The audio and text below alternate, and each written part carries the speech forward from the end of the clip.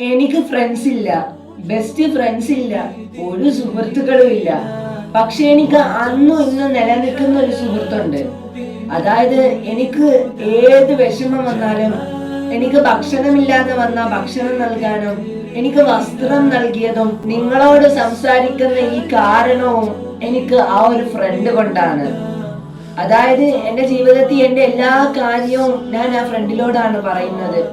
എനിക്ക് ചെറുതിലെ മുതല് ഞാൻ എപ്പോഴും എന്ത് കാര്യം ഉണ്ടെങ്കിലും ഞാൻ ഓടിപ്പോയി പറയുന്നത് ആ ഒരാളടുത്താണ്. ഇതെല്ലാം ആരാണ് എന്ന് ചോദിച്ചാൽ എന്റെ റബ്ബ് സുബ്ഹാനഹു വ തആലയാണ്. ഒരു ബെസ്റ്റ് ഫ്രണ്ടിനോട് നമ്മൾ എല്ലാരും ഓരോ കാര്യങ്ങൾ ചോദിക്കില്ലേ?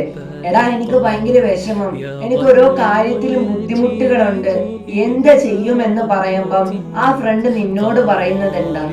എടാ, നിനക്ക് ഞാനുണ്ട് എന്നുള്ളൊരു വാക്കല്ലേ.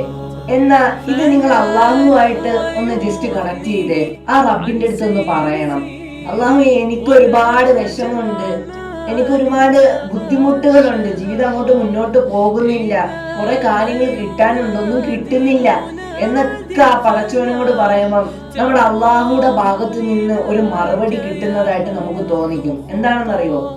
നിങ്ങൾക്ക് ഞാനില്ലേ, നിന്നെ പഠിപ്പിച്ച് നിന്റെ റബ്ബില്ലേ എന്ന് നിങ്ങളോട് ചോദിക്കുന്നതായിട്ട് നിങ്ങൾക്ക് തോന്നിക്കും. കാരണം നിങ്ങൾ അത്രയായിട്ടും അള്ളാഹുമായിട്ടൊന്ന് ബെസ്റ്റ് ഫ്രണ്ട് ആകാം, അള്ളാഹുമായിട്ട് നിങ്ങൾ ഒരുപാട് അടുത്ത് നിങ്ങളെ മനസ്സിലുള്ള ഓരോ കാര്യങ്ങളും എണ്ണി എണ്ണി സാധാരണ ആൾക്കാരോട് നിങ്ങൾ സംസാരിക്കില്ലേ, അതുപോലെ തന്നെ നിന്റെ എല്ലാ കാര്യവും നീ ആ റബ്ബിനോടൊന്ന് സംസാരിച്ചു നോക്ക്. ഇന്ന് മുതൽ നിന്റെ ഓരോ കാര്യങ്ങളും നീ എപ്പോഴും പറയാറില്ലേ, എനിക്ക് ആരുമില്ല, ഞാൻ ഒറ്റയ്ക്കാണ് എന്ന്. ഒറ്റയ്ക്കല്ല, നിന്റെ കൂടെ ആളുണ്ട് എന്ന് നീ മനസ്സിൽ കരുതി നീ ഒന്ന് മുന്നോട്ടിറങ്ങ്. നിന്നെക്കാളും ധീരതയുള്ള, നിന്നെക്കാളും ശക്തിയുള്ള ലോകത്തൊരുവൻ പോലും ഇനി വരാനില്ല എന്നർത്ഥം. നീയാണ് ഏറ്റവും ഭാഗ്യവാൻ.